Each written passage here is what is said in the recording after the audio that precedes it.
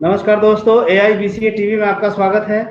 और आज के इस ऑनलाइन परिचर्चा कार्यक्रम में जो आज चर्चा का विषय है वो ये है, शोषितों और वंचितों को सामाजिक, आर्थिक और राजनीतिक न्याय कैसे मिलेगा। शोषितों वंचितों को सामाजिक, आर्थिक और राजनीतिक न्याय कैसे मिलेगा। और इस विषय पर चर्चा करने के लिए हमारे बीच में उपस्थित है आदरणीय इलाहाबाद हाई कोर्ट के सीनियर अधिवक्ता आदरणीय JS कश्यप जी, और साथ ही साथ पश्चिम उत्तर प्रदेश से हमारे सामाजिक कार्यकर्ता शिक्षक साथी विनोद कुमार जी और सामाजिक कार्यकर्ता कृष्णपाल जी उपस्थित हैं। और इस विषय पर चर्चा करने के लिए मैं सबसे पहले आमंत्रित करूंगा आदरणीय JS कश्यप साहब को। सर, मैं ये बताना चाहता हूँ, इस दबे कुचले वंचित समाज, जो शोषित समाज है, ये आज भी आज़ादी से लेकर के 74वां स्वतंत्रता दिवस मनाया गया और आज भी सामाजिक, आर्थिक और राजनीतिक न्याय से ये लोग वंचित है। और इन्हें सामाजिक न्याय, आर्थिक न्याय, राजनीतिक न्याय कैसे मिले, मैं आपसे इस पर कुछ टिप्पणी जानना चाहता हूँ, आदरणीय वकील साहब। ये बात सही है कि देश को आज़ाद हुए 74 में वर्षगांठ मनाई गई, लेकिन अधिकार वंचित समाज में खासतौर एक अन्य वर्ग बन गया जिसकी हालत आज भी आज़ादी से जो पहले स्थिति थी उसी स्थिति में है। उसका कारण ये है कि इनमें सामाजिक कार्य नहीं हुआ, जी जी, चेतना जागृति का काम नहीं हुआ। दूसरी बात ये है कि जो दो विचारधाराएं देश के अंदर हैं। जी, एक ब्राह्मणवादी विचारधारा है। जी, ब्राह्मणवादी विचारधारा इसलिए नहीं कहते, बल्कि इसलिए कहते हैं कि जितने भी ग्रंथ जो लिखा है वो सब ब्राह्मणों ने लिखा है, इसलिए ब्राह्मणवादी ग्रंथ वो विचारधारा कहते हैं। जी, तो ब्राह्मणवादी विचारधारा में ऊंच नीच, भेदभाव, शोषण वाली व्यवस्था है। और एक व्यवस्था है मानववादी व्यवस्था, जो सिंधु सभ्यता थी उसी सभ्यता को की विचारधारा को तथागत गौतम बुद्ध ने आगे बढ़ाया और उसी विचारधारा को बाबा साहब डॉक्टर अम्बेडकर, ज्योतिबा फुले, छत्रपति शिवाजी महाराज, बहुत से लोगों ने इसे आगे बढ़ाया। भारतीय संविधान भी 80% से ज्यादा बिल्कुल ही हमारी विचारधारा का है। लेकिन सबसे बड़ा ये प्रश्न है कि इतनी अच्छी विचारधारा होते हुए भी हमारा इस अधिकार वंचित समाज देश का शासक क्यों नहीं बना। जब तक शासक नहीं बनेगी तब तक समस्याएं दूर नहीं होंगी। शासन सत्ता में वो लोग हैं जिन लोगों ने हमेशा इस वर्ग का शोषण किया, आर्थिक, सामाजिक, राजनीतिक सम्मानपूर्ण जिंदगी नहीं जीने दी। तो सबसे बड़ा कारण ये रहा कि हमारा जो नेतृत्व है, लीडरशिप है, वो ईमानदार नहीं रही। जी जी जी, एक उदाहरण से बताना चाहता हूं जी कि जो आदमी अगर मानववादी विचारधारा का है और अपनी विपरीत विचारधारा में शामिल हो जाता है तो वो स्वार्थी है। न उसे समाज अच्छा लगता है, न देश अच्छा लगता है, वो अपने स्वार्थ में लिप्त हो जाता है, ऐसे ही चला जाता है। उदाहरण के लिए बता रहे हैं कि यहाँ पर बुद्ध प्रिय मौर्य एक रिपब्लिक पार्टी के पूरे भारत के अंदर उन्होंने जय भीम का नारा दिया और लोगों के घर घर पहुंचाया। बुद्ध प्रिय मौर्य आगे चल करके कांग्रेस में शामिल हो गए। उस समय भाजपा की कोई औकात नहीं थी, कांग्रेस में शामिल हो गए। उनके साथ ही संघप्रिय गौतम भाजपा में शामिल हो गए। उसके बाद आप रामविलास पासवान भी इसी अपनी विचारधारा के थे, मानवतावादी विचारधारा के, लेकिन बाद में वो भी भाजपा में शामिल हो गए और आज भी भाजपा में है और मिनिस्टर। मान्यवर काशीराम आए और काशीराम ने मायावती को अध्यक्ष बनाया। मुलायम सिंह के गठबंधन से सरकार बनी, आपस में झगड़ा हो सकता हुआ हो, क्या हुआ उस पर नहीं जाना चाहते हैं। लेकिन उसके बाद मान्यवर काशीराम और मायावती ने मिलकर के विपरीत विचारधारा के लोगों से मिलकर के सरकार बनाई, 3 बार सरकार बनाई। और उसी सरकार में अटल बिहारी वाजपेयी के कहने से सतीश मिश्रा को उत्तर प्रदेश का महाधिवक्ता बनाया। उदित राज हैं जो IRS थे, वो उन्होंने रिजाइन दी। हजारों की संख्या में बुद्ध धर्म स्वीकार किया और बुद्ध धर्म स्वीकार करने के बाद उन्होंने अपनी पार्टी बनाई, सामाजिक कार्य किया, लेकिन बाद में वो भी अपनी विपरीत विचारधारा की भाजपा में शामिल हो गए। उसके बाद स्वामी प्रसाद मौर्य जो हमेशा नमो बुद्धाय जय भीम बोलते थे, जी वो भी आज जय श्री राम के नारे के साथ हैं और वहां पर शामिल हो गए। जी जी सोनेलाल पटेल ने अपना दल बनाया और अपने दल वाले सोनेलाल पटेल ने जी भाजपा से हाथ मिलाया और आज उनकी बिटिया अनुप्रिया पटेल भाजपा में मिनिस्टर भी रही, आज सांसद हैं, उनकी पार्टी उसमें जी जी शामिल हो गई। जी हमारे कहने का मतलब एक ये है कि जो आदमी जिस विचारधारा में पैदा होता है, दूसरे जी को उस विचारधारा में शामिल करना चाहता है, तो जब तक जी आचरण और व्यवहार में अपने जीवन में नहीं उतारेगा और जी विपरीत वाली व्यवस्था में शामिल हो जाएगा, तो जी इसलिए ये संदेश गया, इनको आगे बढ़ाया, समाज जी ने इनको नेता बनाया, नेता स्वीकार किया, लेकिन जी इन्होंने अपनी विपरीत विचारधारा में शामिल हो गए और उस जी कार्मा को, उस लड़ाई को समाप्त कर दिया। एक सिंगल आदमी जी लीडर नहीं मिलेगा। हम डी के जी खापटे साहब, हम जी नीना भाना जी, जी आपके जयपाल सिंह कश्यप, जी आपके वो यादव जी थे जो जिन्होंने सच्ची रामायण की चाबी लिखी, आपके ललन यादव जी। ललन यादव, आपके बशीरलाल जी साहू कानपुर वाले, रामस्वरूप वर्मा, बहुत से लोग जी ऐसे पैदा हुए जिन्होंने संघर्ष वहीं पर किया, वहीं मरे, बगरा नहीं। हमारा जी कहने का मतलब ये है कि जो लोग जय भीम बोलते हैं, जो लोग जी नमो बुद्धाय बोलते हैं, वो उनकी जी विचारधारा में नहीं चलते हैं। वो जय भीम जी नमो बुद्धाय बोल के जनता को अपने साथ लाते हैं और बाद में जी जिस विचारधारा का समाप्त करना जी चाहते हैं उसी विचारधारा में शामिल हो जाते हैं। जी जी इसलिए इस देश में क्रांति नहीं होती। जी जी जी जी इस देश में क्रांति तब हो जब परिवर्तन की लहर, परिवर्तन इसलिए नहीं हुआ कि यही बेईमान निकले। जी दूसरी बात, जी संगठन तो बने, जी जी इस अधिकार वंचित समाज में संगठन बने, लेकिन जी संगठन जी को कंट्रोल करने वाले आदमी तैयार नहीं हुए। जी जी आज मैं उदाहरण देना चाहता हूँ, आरएसएस में अगर किसी ने मंदिर की लड़ाई लड़ी तो अटल बिहारी वाजपेयी के सामने जी जोशी थे और तमाम जी लोग थे, अडवाणी रथ यात्रा निकाली, लेकिन जी संगठन इतना तंगड़ा है उनका विचारधारा के आधार पर, तो उन्हें बिल्कुल जी ये आउट कर दिया गया और नए आदमी को ला करके राम जन्मभूमि का उद्घाटन कराया गया। जी और जी उस ट्रस्ट में किसी ओबीसी, एससी और माइनॉरिटी के लोग, एससी एसटी में ओबीसी को नहीं रखा जी गया। जी हमारा कहने का मतलब है कि जब तक जी देश के अंदर कोई भी आदमी जो करना चाहता है अपने जी आचरण व्यवहार में वो चीज नहीं लाता है, तब तक लोग जी इकट्ठे नहीं होंगे, और जब तक इकट्ठे नहीं होंगे जी तब तक परिवर्तन नहीं हो सकता। मैं बहुजन मुक्ति पार्टी का राष्ट्रीय कार्यकारी अध्यक्ष, 2017 जी में इलेक्शन हुआ उत्तर प्रदेश के अंदर, जी इन्हीं मेश्राम साहब ने हमें जी बुलाया रात में और सुबह सुबह मीटिंग हुई कि साहब भाजपा, इन्होंने कांग्रेस को समर्थन किया। इन्होंने कहा जी कि जी जहां पर बसपा और सपा नहीं उम्मीदवार ठीक है, अगर कांग्रेस को वोट दे दो। जी मेरे जी कहने का मतलब है मंच पर खुश और आचरण जी व्यवहार जी में खुश हो रहा है, इसलिए जी जनता को हम दोष नहीं दे सकते हैं। हमारी लीडरशिप बेईमान जी जी जी जी जी सारी की सारी समस्याएं सर जो है ये है कि हमारा जो नेतृत्व है वो विश्वासघाती हो जा रहा है इस दबे कुचले वंचित समाज के लिए। जी जी प्लीज कंटिन्यू सर। लगता है कनेक्शन कट गया है सर का।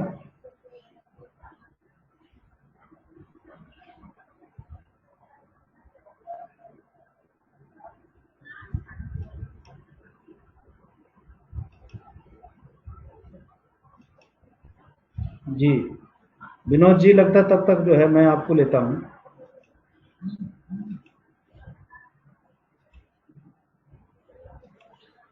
लगता है जे एस कश्यप जी से हमारा संपर्क खत्म हो चुका।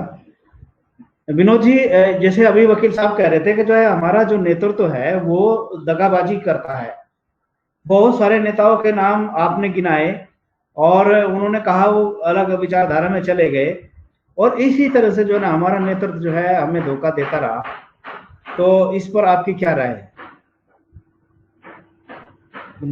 सर जो इन्होंने बात, वो तो के सामने ही है, मौजूद है, वो करता है।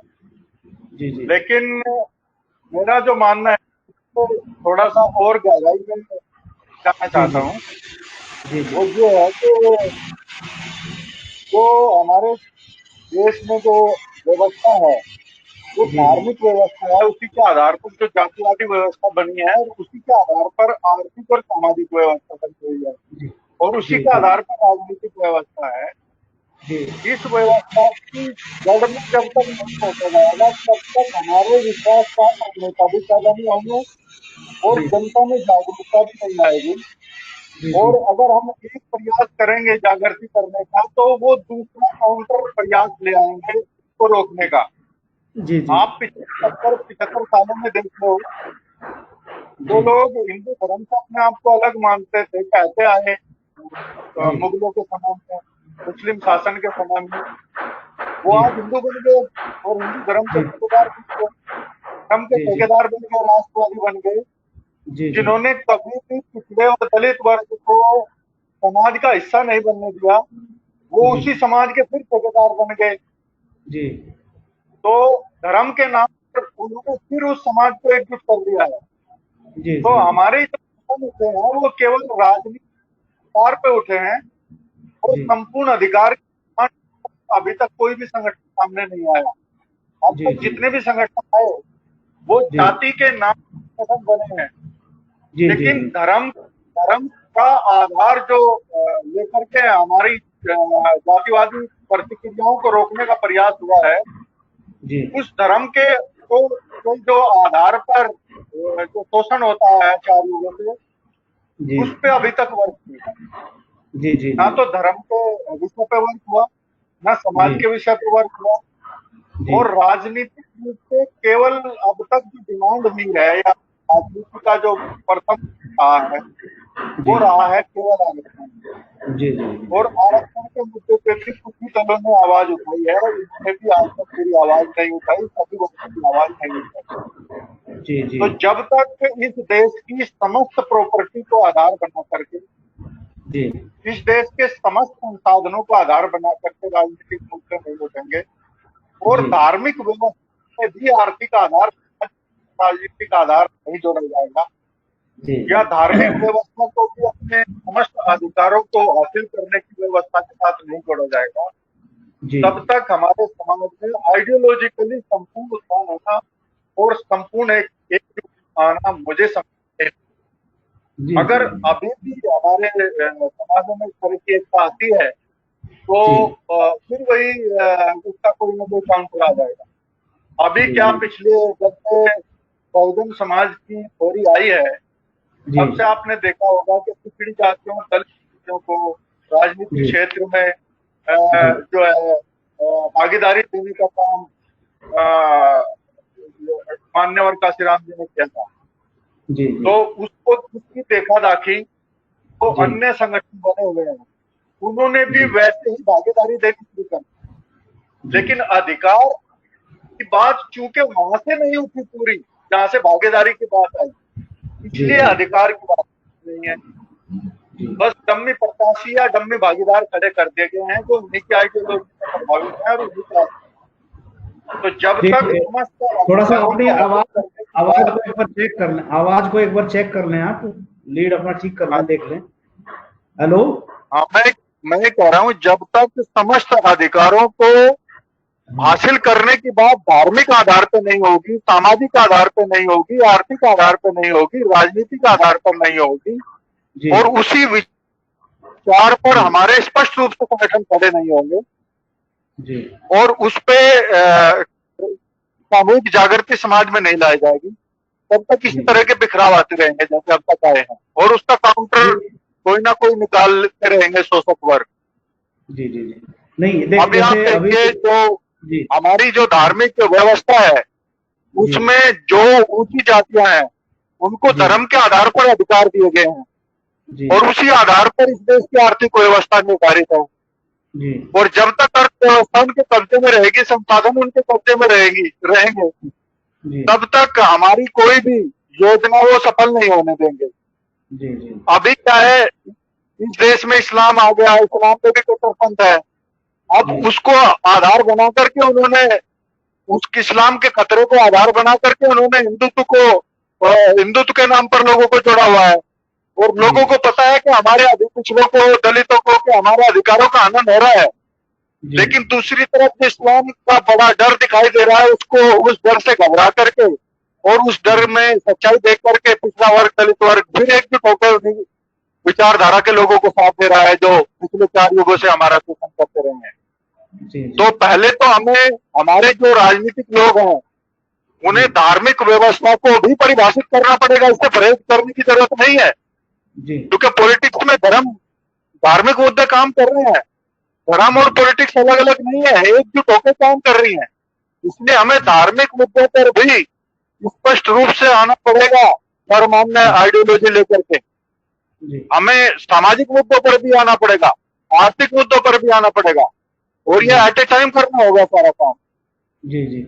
अच्छा, एक बात बताइए विनोद जी, यहाँ पर आप चर्चा कर रहे हैं कि जो है जो राजनीतिक लोग हैं उनको भी जो है धार्मिक व्यवस्था को डिफाइन करना पड़ेगा।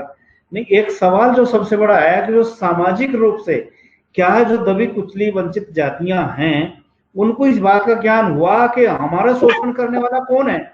उनको इस बात का ज्ञान हुआ है कि नहीं? उनको ज्ञान कैसे होगा?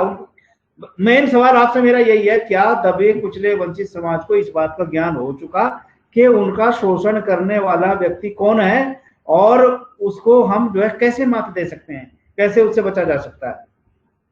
जो हमारे दबे कुचले पिछड़े और दलित वर्गों की जो जातियां हैं जी उनको ये तो आम तौर पर उनका जो जागरूक वर्ग है उन्हें पता है कि हमारा शोषण कौन कर रहा है, जी लेकिन उस शोषण का समाधान वास्तविक क्या है ये आइडियोलॉजी अब तक नहीं आई।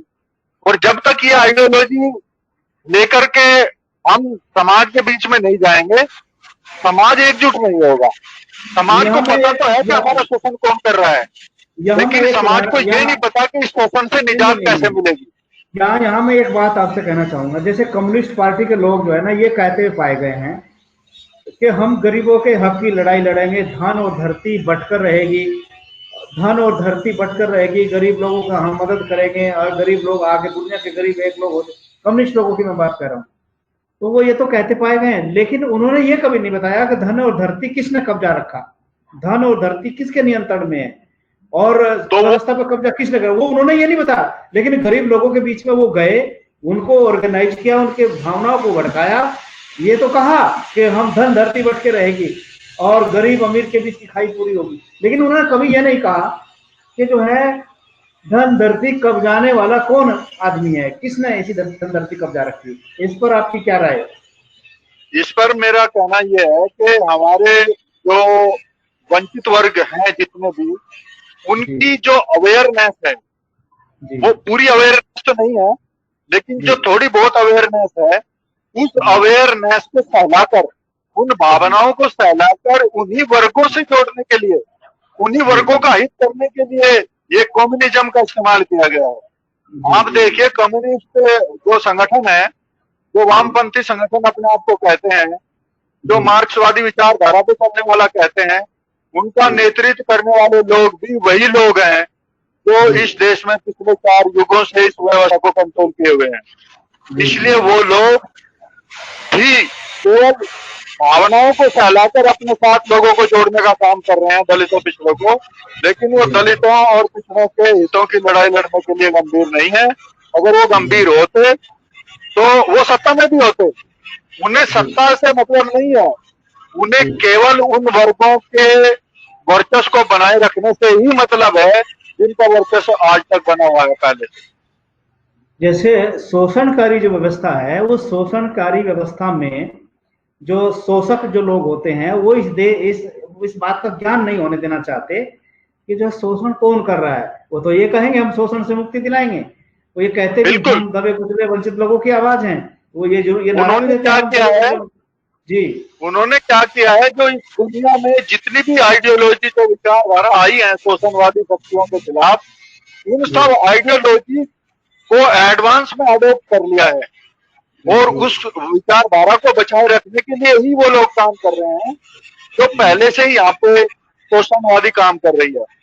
आप देखिए पिछले जो यहाँ पर इस्लाम का शासन रहा और अंग्रेजों का शासन रहा, इन दोनों शासन व्यवस्था में शोषणवादी शक्तियों ने कभी भी उन साम्राज्यों का विरोध तब तक नहीं किया जब तक उन्होंने उनकी व्यवस्था को नहीं छेड़ा। और जब इस्लाम का शासन रहा हो या अंग्रेजों का शासन रहा हो, जब उन्होंने दलितों और पिछड़ों के हितों के पक्ष में थोड़ा बहुत कदम उठाया, तभी उन्होंने उनके खिलाफ आंदोलन शुरू कर दिया। और इस बात उसको को देश की आजादी का नाम। इस बात को मैं आपसे मुंह से सुनना चाहता हूँ स्पष्ट रूप से। आपका कहना यह है कि जो शोषण करने वाले लोग हैं वो मुगलों के शासन में भी जो है महत्वपूर्ण पदों पर थे, अंग्रेजों के समय में भी महत्वपूर्ण पदों पर थे। उन्होंने कभी भी जो है इस शोषणकारी व्यवस्था से मुक्ति की आवाज नहीं उठाई। लेकिन जब उनको लगा, खतरा लगा, जब वो लोग इनके दबे कुचले वंचित समाज के लिए काम करने लगे, तब उनको खतरा महसूस हुआ, तभी ना आवाज। आपका यही ना कहना है? बिल्कुल बिल्कुल। तो यहाँ पर इस्लाम का शासन जब तक रहा, जब तक इस्लाम के शासन में जनता के ऊपर वही जातिवादी व आर्थिक व्यवस्था बनी रही जो पिछले 4 युगों से चली आ रही है, सामान्य वर्गों का वर्चस्व बना रहा, उन्होंने इस्लाम का विरोध नहीं किया, न ही इस्लामिक शासकों का विरोध किया। और वैसा ही अंग्रेजों के समय में रहा। जैसे ही अंग्रेजी समय में और इस्लाम के समय में जो थोड़ा बहुत उन्होंने सुधार करने का प्रयास किया इस व्यवस्था में, और तभी इन्होंने उन सत्ताओं का विरोध किया और उनको उखाड़ के फेंक दिया। लेकिन एक चीज यहाँ मैं पूछना चाहूंगा, ये इस समय वर्तमान में तो भारत का संविधान लागू है और उसी के साथ साथ हमारा जो है वयस्क मताधिकार की व्यवस्था है। प्रत्येक 18 वर्ष के लड़के को, लड़की को जो है वोट देने का अधिकार है। क्या इन दबे कुचले वंचित समाज को इस बात का ज्ञान हो चुका है या हुआ है कि हमें अपने वोट का इस्तेमाल किसके लिए करना है? इनके नेताओं को इसका ज्ञान हुआ है कि नहीं, वोट का इस्तेमाल किसके लिए करना है, किसके लिए नहीं करना है? क्योंकि जो जिसको ये वोट देंगे वही चुनाव जीतेगा, वही संसद विधानसभा में जाएगा। इस पर आपकी क्या राय है? क्या इनको पता है कि आज तो वयस्क मताधिकार है और हर आदमी को वोट देने का अधिकार है जो वयस्क लोग हैं?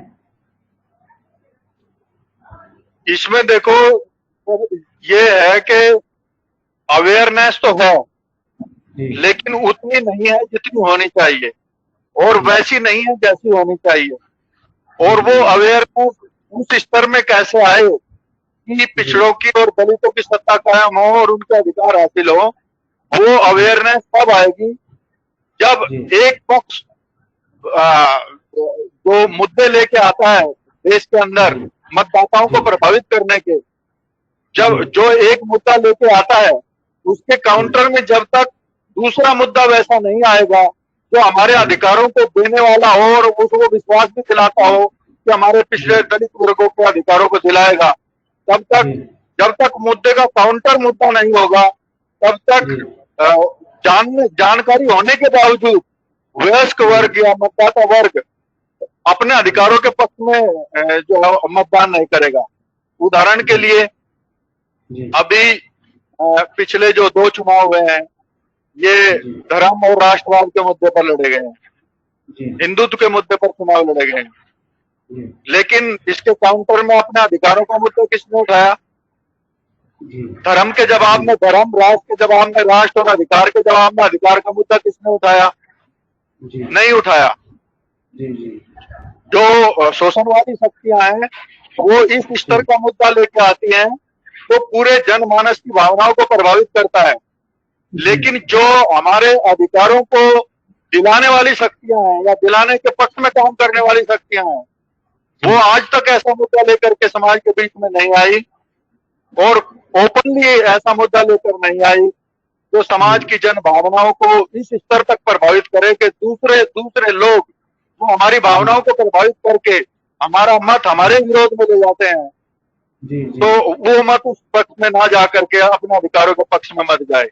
ऐसी विचारधारा लेकर के और ऐसी आइडियोलॉजी लेकर के धार्मिक रूप से, सामाजिक रूप से, राजनीतिक रूप से अब तक कोई संगठन सामने नहीं आया।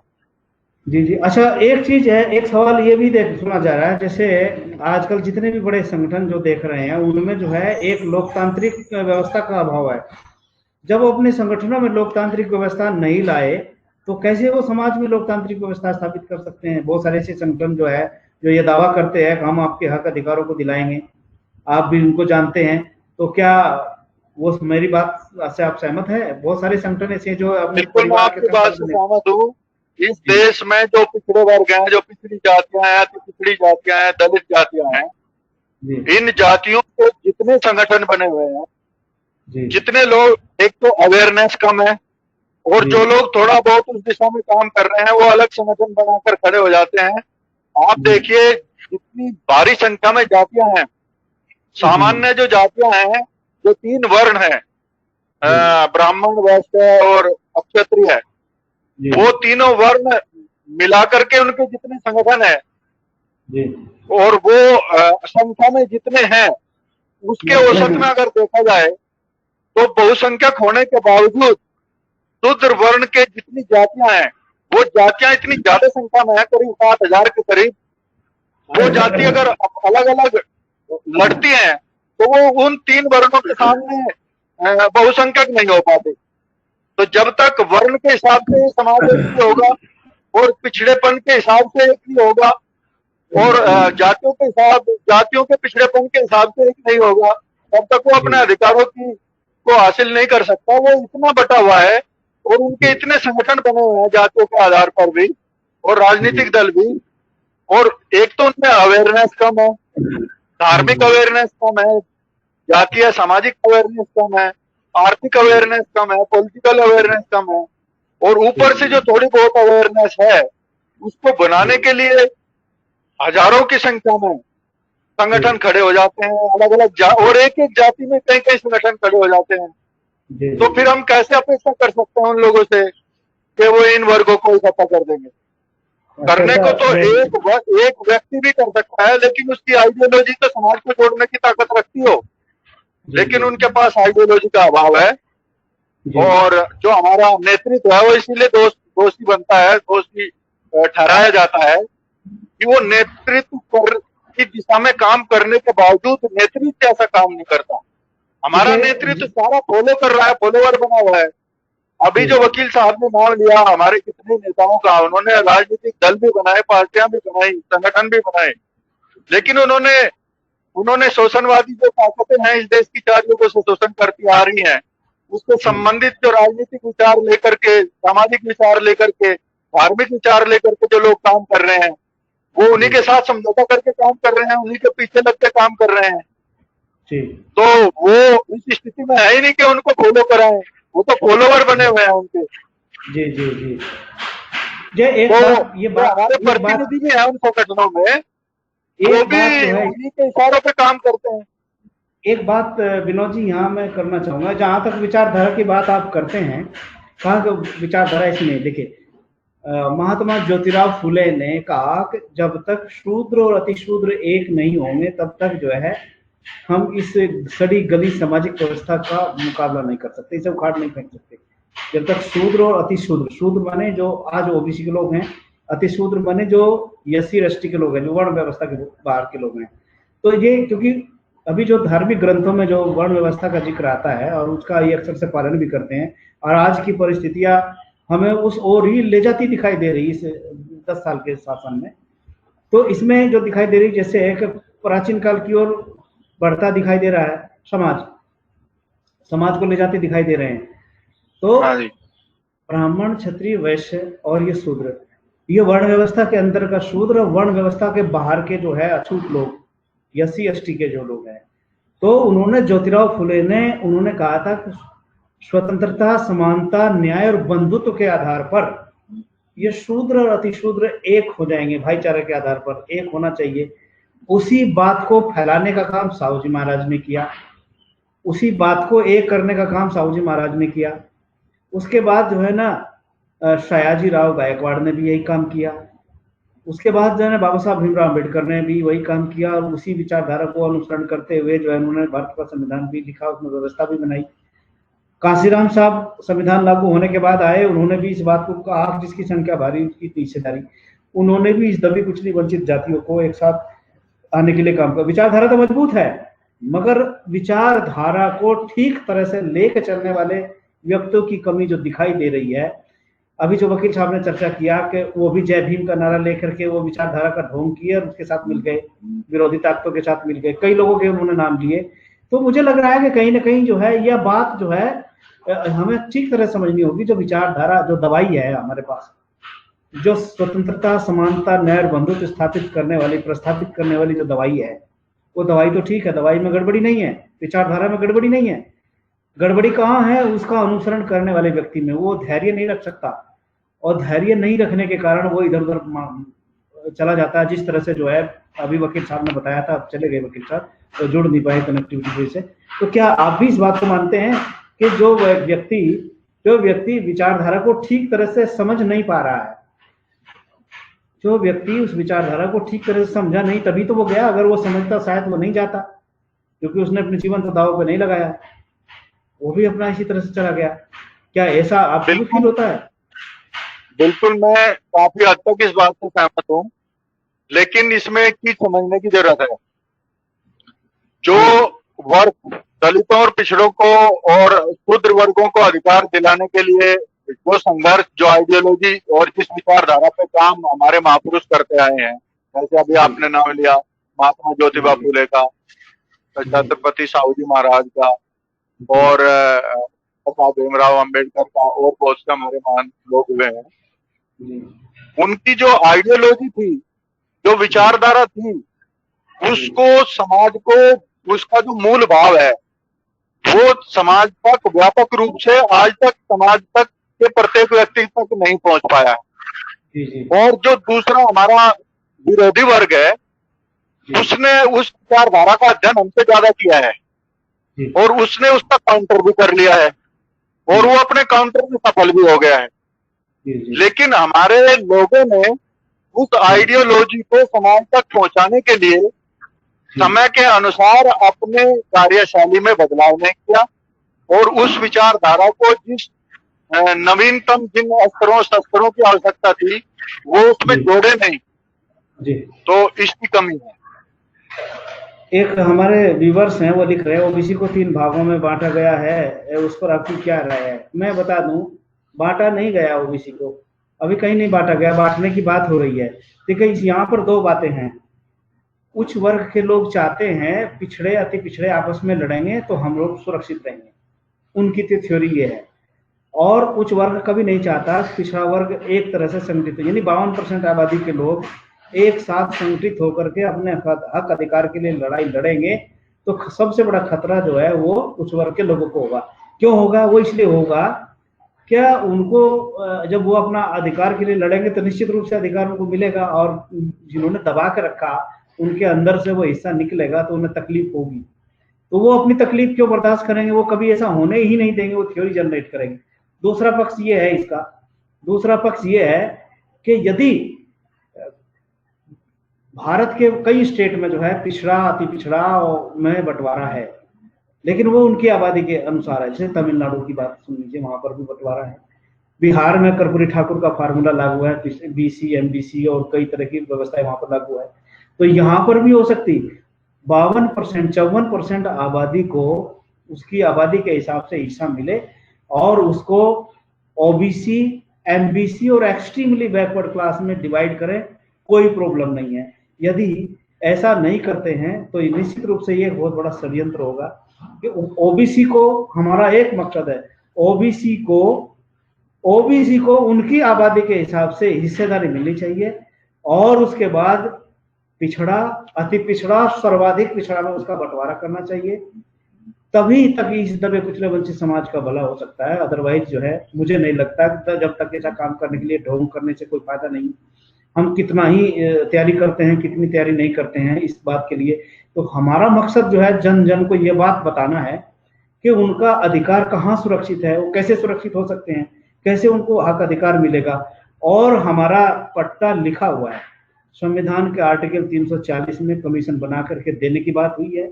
हम लोगों ने जब जब हमको कम अधिकार दिया, हमने आवाज बुलंद नहीं की अपनी, और हमको विभिन्न शक्तियों में लगा दिया गया, उन्होंने लगा दिया और हम लग गए। वो लगाते हमें नहीं लगना था।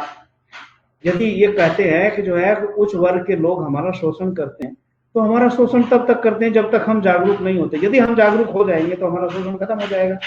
तो सबसे पहले अवेयरनेस चलाने का कार्यक्रम इस देश के लोगों को चलना चाहिए।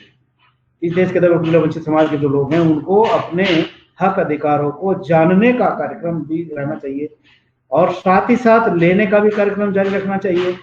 और एक बात, सबसे बड़ी खास बात यह, जो चरित्रवान जो जिसे कहते हैं, जैसे ये नहीं है, जैसे कई नेता आए, नेताओं का नाम नहीं लेना चाहता, आए उन्हें दिखा दौलत दिखने लगी, उन लोगों के वोटों का सौदा करने लगे, तो दौलत देख करके दौलत बटोरने लगे और दौलत को सुरक्षित रखने के लिए सीबीआई का उनको खतरा महसूस होने लगा। तो खतरा महसूस हुआ और उन्होंने समझौता कर लिया शोषणकारी शक्तियों के साथ। तो ऐसे बहुत सारे नेता इसमें दिखाई दिए, वो चुप हो गए, माद में घुस गए, उस बात को वो ध्यान नहीं दिए। यदि उनके पास एक भी पैसा नहीं होता, क्यों उन्होंने जनता का पैसा बटोर कर रखा है?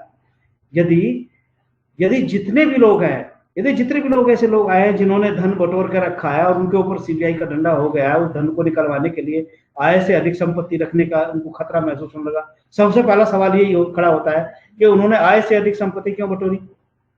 यदि उनके अंदर जरा से भी नैतिकता थी तो उनको आय से अधिक संपत्ति बटोरने का कोई अधिकार नहीं। बुद्ध के पास एक भी पैसा नहीं था और उस बुद्ध ने पूरे देश की जो जनता को नाप दिया था, पूरा झकझोर दिया। 80 साल तक उन्होंने जागृति लाने का काम किया और वर्ण व्यवस्था ध्वस्त हुई, सम्राट अशोक और चंद्रगुप्त मौर्य जैसे शासकों का राज स्थापित हुआ, ये इतिहास गवाह है।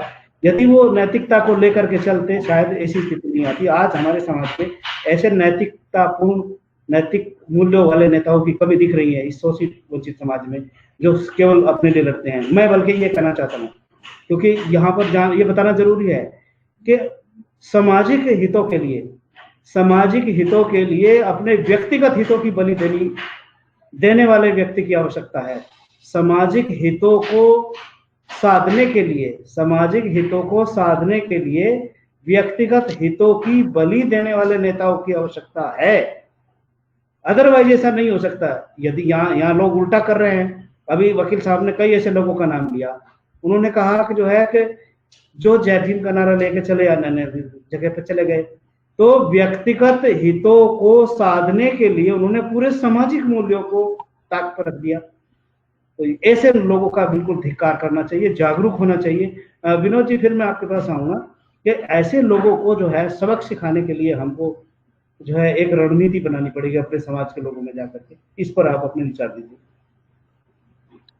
अभी आपने कई महत्वपूर्ण बातें उठाई हैं, उनमें एक तो अधिकारों के बंटवारे की बात आपने कही, एक अधिकार की बात कही, और दूसरे हमारे नेताओं के रास्ते से भटकने की, लालच में आने की या संपत्ति जुटाने वाली बात कही, और चौथी बात सामाजिक हितों के लिए अपने व्यक्तिगत हितों की बलि वाली बात कही। सारी बातें सर बहुत महत्वपूर्ण है, लेकिन बात बंटवारे की, पहले तो मैं बंटवारे वाली बात पे टिप्पणी करना चाहूंगा।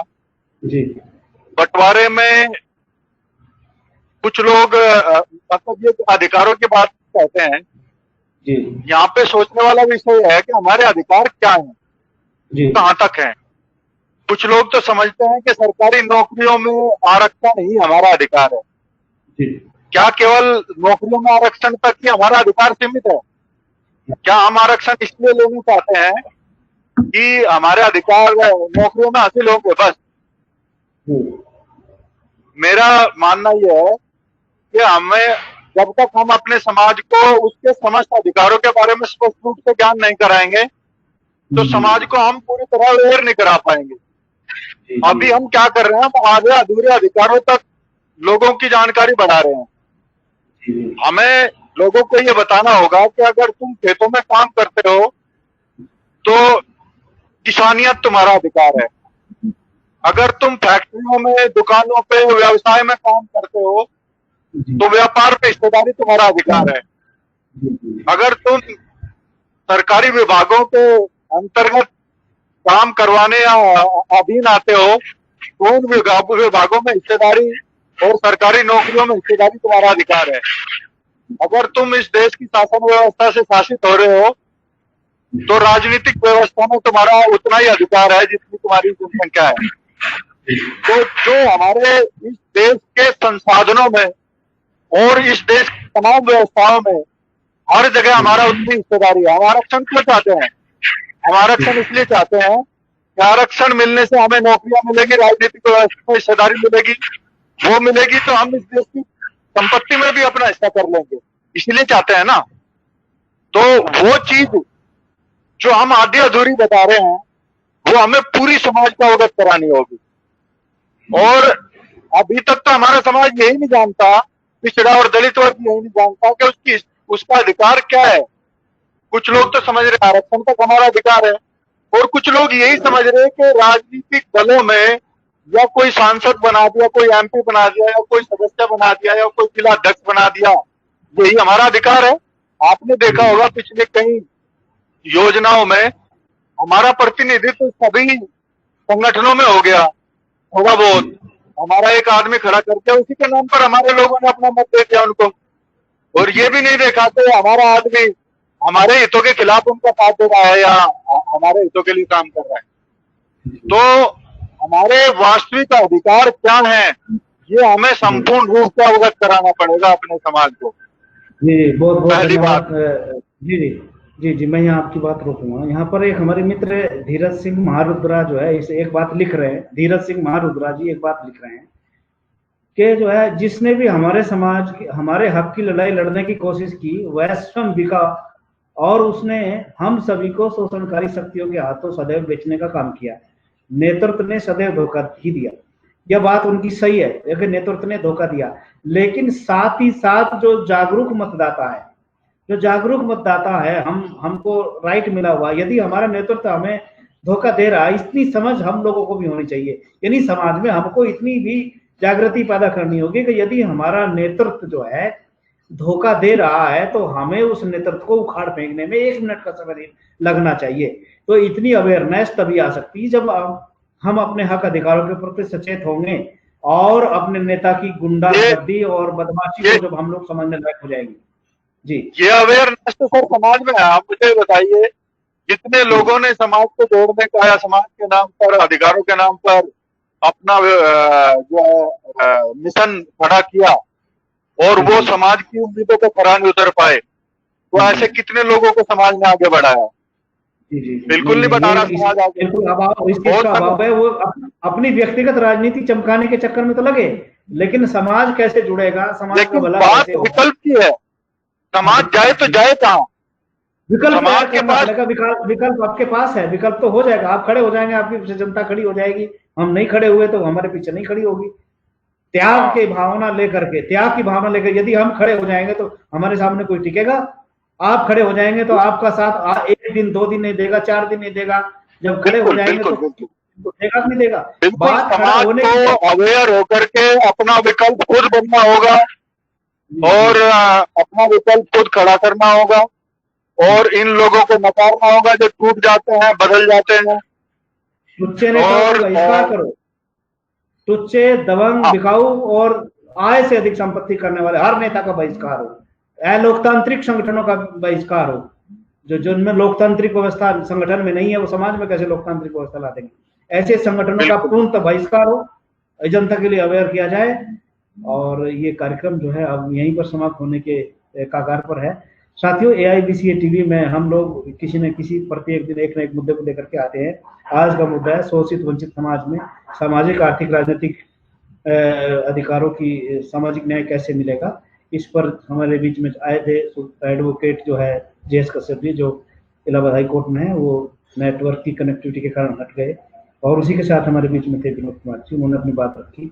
विनोद कुमार जी, पूरी इस डिबेट का कंक्लूजन मैं आपसे जानना चाहता हूँ। जो आज का हमारा मुद्दा था कि शोषित, दबे कुचले, वंचित, शोषित समाज में सामाजिक, आर्थिक, राजनीतिक न्याय कैसे स्थापित होगा, इस पर जो है एक सार में कंक्लूजन मैं आपसे सुनना चाहता हूँ, और फिर ये कार्यक्रम यहीं पर समाप्त हो जाएगा। जी, इसके लिए सर हमें जो हमारी व्यवस्था है, सामाजिक व्यवस्था, धार्मिक व्यवस्था, आर्थिक व्यवस्था, राजनीतिक व्यवस्था, प्रत्येक स्तर पे काम करना होगा। अपने संपूर्ण अधिकारों के बारे में समाज को अवगत कराना होगा, और समाज को सबसे पहले तो ये बताना होगा कि वास्तव में धर्म का वास्तविक स्वरूप क्या है। मेरी नजर में धर्म का वास्तविक स्वरूप ये है कि जो पिछड़ा और दलित और वंचित वर्ग है, वो अपने समस्त अधिकारों को हासिल करने की आवाज उठाए, ये उसका सबसे पहला और सबसे बड़ा धर्म है। यही उसका सबसे पहला और सबसे बड़ा राष्ट्रवाद है। तब तक वो अपने अधिकारों की लड़ाई नहीं लड़ेगा, ना वो राष्ट्र की लड़ाई लड़ सकता है, ना वो धर्म की लड़ाई लड़ सकता है। तो उसे धर्म का वास्तविक रूप समझना होगा। धर्म के एजेंडे में हमारा समाज फंसा हुआ है, लेकिन धर्म का वास्तविक रूप नहीं समझ रहा। धर्म का नेतृत्व आज के समय में धर्म का जो नेतृत्व कर रहा है उसका सबसे पहला एजेंडा अपना निजी स्वार्थ है। उसको पूरा करने के लिए वो धर्म का इस्तेमाल कर रहा है। आप देखिए धार्मिक आधार पर जो सामान्य और ऊंची जातियां हैं, सारी व्यवस्था पे, सारे संसाधनों पे उन्हीं का तो कब्जा है। तो ये फॉर्मूला अगर हमारे लोगों की समझ में आ जाएगा तो अपने अधिकारों की रक्षा करना, उन्हें हासिल करना ही सबसे बड़ा धर्म है। तब तक वो धार्मिक एजेंडे में नहीं फंसेंगे। तो उन्हें धर्म के वास्तविक स्वरूप का ज्ञान कराना और धार्मिक एजेंडे से और राष्ट्रवाद के नाम पर उन्हें ठगने से कैसे बचाया जाए, उन्हें वास्तविक राष्ट्रवाद का पक्ष बताया जाना, उन्हें वास्तविक धर्म का ज्ञान कराया जाना, ये सबसे जरूरी बात है। और इस अवेयरनेस के लिए हमें हर मोर्चे पे काम करना पड़ेगा, सामाजिक मोर्चे पे भी, धार्मिक मोर्चे पे भी, और पॉलिटिकल मोर्चे पर भी, और आर्थिक मोर्चे पर भी एट ए टाइम। इसी के साथ हम कह सकते हैं कि शैक्षिक जागरूकता का जो नाम लेते हैं लोग बार बार, शैक्षिक जागरूकता से मतलब भी यही है, शिक्षित होकर के भी तो आदमी अपने अधिकारों के प्रति जागरूक होता है ना। तो अपने अधिकारों के प्रति धार्मिक, सामाजिक, आर्थिक और राजनीतिक रूप से जागरूक होना ही सबसे बड़ी अवेयरनेस है। और इन सब कामों पर हमारे बुद्धिजीवी वर्ग को काम करने की आवश्यकता है एट ए टाइम, व्यापक रूप से। जी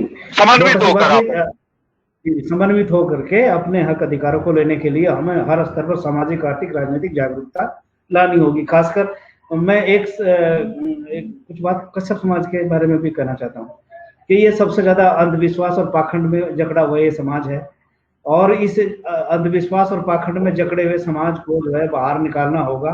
ये जिम्मेदारी आप लोगों की है, हम सब लोगों की है, खासकर क्योंकि हम लोग जिस जाति से हैं उस जाति से वर्ग की लड़ाई तो हमें लड़नी है, बैकवर्ड में तो हम हैं ही हैं, खासकर अपनी जाति भी, हमारी कश्यप समाज की जो जातियां हैं वो कश्यप, निषाद, वंश, जितनी भी जातियां हैं वो भी पाखंडवाद, अंधविश्वास और अन्याय, अनाचार में फंसी हुई है। इनको भी जो है उसमें से बाहर निकालना पड़ेगा, निकालना तो सबको पड़ेगा, खासकर इनको भी जो है इसके साथ जोड़ना पड़ेगा, क्योंकि सबसे निचले पायदान पर आजकल यही जातियां दिखाई दे रही हैं। कुछ न कुछ अवेयरनेस किसी न किसी जाति में दिख रही है, लेकिन इनमें सबसे ज्यादा जो है पाखंडवाद, अंधविश्वास, धर्मानुसार कट्टरता दिखाई दे रही है। इस पर भी आप दो शब्द कहिए। ये अंधविश्वास को जी देखो, जो मैंने अभी जो धर्म की बात बताई उसमें मैंने बताया कि अपने अधिकारों को हासिल करना ही सबसे बड़ा धर्म है। ब्राह्मण जो है शिव मंदिर से विष्णु मंदिर में जाने में देर नहीं लेता, उसका पूजापा आना चाहिए, उसका अधिकार हासिल होना चाहिए। तो हमारे लोग क्या है जो धार्मिक यात्राएं करते हैं, कावड़ लेके जाते हैं, वैष्णो देवी जाते हैं, तरह तरह के पूजन, हवन, कीर्तन, जागरण करवाते हैं, वो एक इस उम्मीद में करवाते हैं कि ईश्वर की कृपा होगी और हमारा जो है स्थिति बदलेगी। लेकिन उन्हें जिस दिन ये ज्ञान हो जाएगा कि हमारी स्थिति तब बदलेगी तो ईश्वर का वास्तविक रूप ये है कि हम अपनी जो हमारी जो व्यवस्था में जो हिस्सेदारी है उसे आप पूरी हासिल करें, और ऊपर वाली जो जिसको हम शक्ति मानते हैं, ईश्वरीय शक्ति मानते हैं, उसका ध्यान भी कर लें। लेकिन केवल उसका ध्यान करें और अपने अधिकारों की लड़ाई ना लड़ें तो हम केवल अंधविश्वास में फंसे रहेंगे और उसी एजेंडे में फंसा करके हमारा मत लिया जाता रहेगा। इस वक्त तो हमारा मत हमारी विरोधी शक्तियों को पिछली 2-3 योजनाओं से जा रहा है, वो जानते बूझते जा रहा है। हमारे समाज को पता है कि जिन लोगों को हम मतदान कर रहे हैं वो हमारा अधिकार दे नहीं रहे और देने वाले नहीं है, लेकिन केवल धार्मिक आस्थाओं के आधार पर हम अपनी विरोधी शक्तियों को इसलिए साथ दे रहे हैं क्योंकि हमारा विश्वास धर्म के नाम पर उन नामों में है जिनको धर्म के नाम पर ईश्वर का नाम दे दिया गया है, लेकिन उन विचारों में नहीं है जिससे हमारे अधिकार हासिल होंगे। तो हमें धर्म का जो वास्तविक स्वरूप है उसका ज्ञान लोगों को कराना पड़ेगा, तभी लोग अंधविश्वास से मुक्त होकर अपने अधिकारों के लिए लड़ेंगे। अब तक जितने भी अंधविश्वास के खिलाफ आंदोलन हुए हैं उन्होंने अपने अधिकारों के प्रति, वास्तविक अवेयरनेस के प्रति लोगों को जागरूक करने का सही जो विषय है वो नहीं आया अभी तक। जी जी तो उन्हें भी थोड़ा बदलाव करके और सही विचार जी जी। पे लड़ाई लड़ने की कृष्णपाल जी, आवश्यकता है। तो 1 मिनट हम कृष्णपाल जी का भी विचार लेंगे। कृष्णपाल जी अभी जुड़े हैं, थोड़ा सा। कृष्णपाल जी, अभी जो चर्चा चल रही है बस ये लास्ट में है, हम लोग ये जानना चाह रहे हैं कि जो है सबसे ज्यादा अंधविश्वास और पाखंड में ये हमारा कसक समाज ही फंसता दिखाई दे रहा है। जी जी सर, जी सर। जी, इस पर आपकी क्या राय है, कैसे इसे निकाला जाएगा? सर इससे तो खास तौर से जो है हमें घर घर जाकर जागरूक करना पड़ेगा। और सर मेन जो है हमारी शिक्षा है सर। हमारे जो है बच्चे जो हैं शिक्षित तो हो रहे हैं, लेकिन हाई स्कूल इंटर करके घर बैठ जा रहे हैं। उन्हें जब जी तक सामाजिक ज्ञान नहीं होगा तब तक ये हम उलझे रहेंगे सर इन चीजों में, अंधविश्वासों में सर। और मार्गदर्शन की सर बहुत ज्यादा जरूरत है। बड़े बड़े डिग्री धारियों को तो भी कम से हमने कम देखा है हम फिर आप पाखंडों में। जैसे लोग मार्गदर्शन बड़े बड़े डिग्री धारियों को भी हमने पाखंडों में घुसते हुए देखा है। उनका उनका इलाज कैसे किया जाए? अनपढ़ आदमी तो जानता है, कबीरदास जी अनपढ़ थे और उन्होंने बड़ी सामाजिक क्रांति की, सामाजिक समझ उनके अंदर थी। तो ऐसे पीएचडी डिग्री होल्डर लोगों की क्या आवश्यकता है जो फिर पाखंडवाद में उसी में घुसते हैं? जी, अभी एक हमारे जी सर, जी साथी सर, जी हैं, सर। एक अभी हमारे लेकिन साथी हैं सामाजिक ज्ञान होना जरूरी है ना सर। जी जी जी, सामाजिक ज्ञान होना जरूरी है, समाज व्यवस्था का ज्ञान होना जरूरी है। एक हमारे साथी गौतम बिल्कुल कुमार सर, जो मैं है, सहमत हूँ, लेकिन कहीं जी गौतम कुमार रंगवा जो है लाइन पर हैं, वो कह रहे हैं जातियों के अंदर बने सर। जातिगत संगठनों की भूमिका इन सभी विषयों पर क्या है। देखिए, मैं यहाँ एक बात बताना चाहता हूँ कि जातियों के जो संगठन बने हैं, जातियों के संगठन ही बनवाए जाते हैं वर्ग को तोड़ने के लिए। और जैसे मंडल कमीशन के अनुसार 6,743 जातियां हैं और इन जातियों के उतने ही संगठन बने, और उतने संगठन बने, सब कहते हैं हमारी जाति ऊंची है, तो फिर नीची कौन है? हर आदमी अपनी जाति को ऊंचा करने में लगा हुआ है। ऐसी व्यवस्था बनवाई हुई है। तो ये बनवाए हुए संगठन है, बनाए हुए संगठन नहीं है। ये रिएक्शन का परिणाम है। जैसे एक्शन किया उन्होंने और रिएक्शन किया इन्होंने। उन्होंने बनाई ब्राह्मण महासभा, इन्होंने बनाई कश्यप महासभा। उन्होंने बनाई क्षत्रिय महासभा, इन्होंने बनाई पटेल महासभा। उन्होंने बनाई जो है वैश्य महासभा, इन्होंने बनाई जो है कुशवाहा महासभा। तो इस तरह से जो है ना, जितनी जाति उतने महासभा बना खड़े हो गए और उनके महासभाओं का जो है, हाँ, जब ये सब महासभा महासभा अपने होती हुई दिखाई दी, उन्होंने जातिवाद का विरोध करना शुरू कर दिया। नहीं नहीं, हाँ वो दिया, नहीं नहीं, वो उन्होंने एक्शन किया। जब उनसे पूछते कि तुम लोगों ने बनाई है, तो ब्राह्मण महासभा, क्षत्रिय महासभा, वैश्य महासभा, वो एक्शन किया उन लोगों ने। इन्होंने रिएक्शन किया, अलग जाति की महासभा बना खड़ी कर ली। तो उन हर महासभा के अध्यक्षों का थोक वोटर उन्होंने अपने वोटर कब्जे में ले लिया, इनका काउंटर किया। आपने भी ये बात कही थी, वो हमेशा काउंटर करते चले आए। तो भाई मेरे मित्र जो है गौतम कुमार रंगवा जी, हम लोग एक्शन और रिएक्शन के दौर में जी रहे हैं। हमें एक्शन और रिएक्शन को समझना होगा, और एक्शन के अगेंस्ट में जो रिएक्शन इन्होंने एंटी दिखाया, रिएक्शन दो प्रकार का होता है, पॉजिटिव और नेगेटिव, दोनों तरह का रिएक्शन होता है। इन्होंने नेगेटिव रिएक्शन दिखाया और इस वजह से जातियों के संगठन बन गए, जातियों के, उपजातियों के, उसके भी उपजातियों के। अभी एक लड़का मुझे मिला था, कोई कालियान है, उनका गोत्र कालियान था। मतलब एक परिवार का ही जो है उन्होंने जो है संगठन बना डाला, और ऊपर से कह रहे आइए हमारे साथ जुड़िए। जब आपकी एक संगठन एक गोत्र तक सीमित हो जाएगी, एक कुनबे तक सीमित हो जाएंगे, तो आपके साथ दूसरा कुनबा क्यों जुड़ेगा? ये समस्या है कि नहीं? जब आप एक कुनबे तक सीमित हो जाएंगे तो दूसरा आदमी आपके कुनबे में क्यों घुसेगा? तो सबसे बड़ी जरूरत है, हमारा जो वर्गीय हक है, वर्गीय जो चेतना है, वो होनी चाहिए। जाति चेतना के बजाय वर्गीय चेतना के संगठन बनने चाहिए और मजबूत होने चाहिए। उनमें जो है लोकतांत्रिक व्यवस्था स्थापित होनी चाहिए, और ऐसे दुष्ट और मक्कार किस्म के प्रवृत्ति के लोगों को संगठन में घुसने नहीं देना चाहिए, उनको सबक सिखाना चाहिए, और तभी इस समाज का मेरी राय में भला होगा। और आप लोगों ने भी बड़ी अच्छी बात रखी है। अब ये कार्यक्रम जो है यहीं पर समाप्ति की ओर है। मैं विनोद जी की एक राय जान करके इस विषय पर कंक्लूजन में हमसे ले रहा था। संक्षेप में बस 2 मिनट का समय आपको देता हूँ, तो उसे जो है खत्म करिए। जी, आपकी बात अधूरी रह गई थी। जी, इसमें सर यही है, वो बात मैं पहले कह चुका हूं, उसे मैं फिर रिपीट कर रहा हूं कि हमें धर्म का वास्तविक स्वरूप समझाना पड़ेगा। इस विषय से परहेज करने की जरूरत नहीं है, ये बताना पड़ेगा लोगों को। हमें समस्त अधिकारों से अवगत कराना पड़ेगा। जी और हमारा अधिक अवेयरनेस का जो अब तक सबसे बड़ा पॉलिटिकल मुद्दा है वो आरक्षण का है। इससे हमें थोड़ा आगे जाना पड़ेगा। और जो पिछड़े दलित वर्गों के सामूहिक अधिकारों की बात है, व्यापक बात है, उसमें अवेयरनेस जातियों में, एक एक जाति में तो जाति के नाम से लाने का प्रयास कर रहे हैं लोग, लेकिन हमें एक ऐसा सामूहिक विचार लेकर आना पड़ेगा जिससे पिछड़ी, दलित, अति पिछड़ी सारी जातियां एकजुट होती चली जाएं। जी जी जी जी। और जो है धर्म के नाम पर या किसी भी अन्य नाम पर बिखराव का जो एजेंडा है शोषणवादी शक्तियों का, वो कामयाब ना हो पाए। जी जी जी। तो हमारे लोगों को समन्वित होकर काम करने की आवश्यकता है। धर्म का वास्तविक स्वरूप समझाने की आवश्यकता है। और मेरी नजर में सबसे बड़ा धर्म यही है दलितों, पिछड़ों और वंचितों का, कि वो अपने अधिकारों की लड़ाई धार्मिक रूप से भी लड़े, सामाजिक रूप से भी लड़े और राजनीतिक रूप से भी लड़े और आर्थिक रूप से भी लड़े। जी जी और एकजुट होकर। बहुत बहुत धन्यवाद विनोद जी, आपने बहुत सारगर्भित बात बताई, क्योंकि अपने अधिकारों के लड़ाई लड़ना ही सबसे बड़ा धर्म है। और सबसे बड़ी बात है, धर्म की परिभाषा में हमारे महापुरुष ने बताया, मानव के साथ जो मानवता का संबंध है, मानवता का व्यवहार है, वही धर्म बताया। इसके अलावा अगर कोई भी करता है वो पाखंड और अंधविश्वास होता है। तो हमें सबसे पहले इस पाखंड और अंधविश्वास से इस दबे कुचले वंचित समाज को निकालना होगा और लोकतांत्रिक संगठन बनवाने की जो है कोशिश की जाएगी, उनको करा जाएगा। जो अलोकतांत्रिक संगठन है, जो कुंडली मार के बैठे हुए सामाजिक संगठनों को, उनको निकाल धक्का मार के बाहर करना पड़ेगा।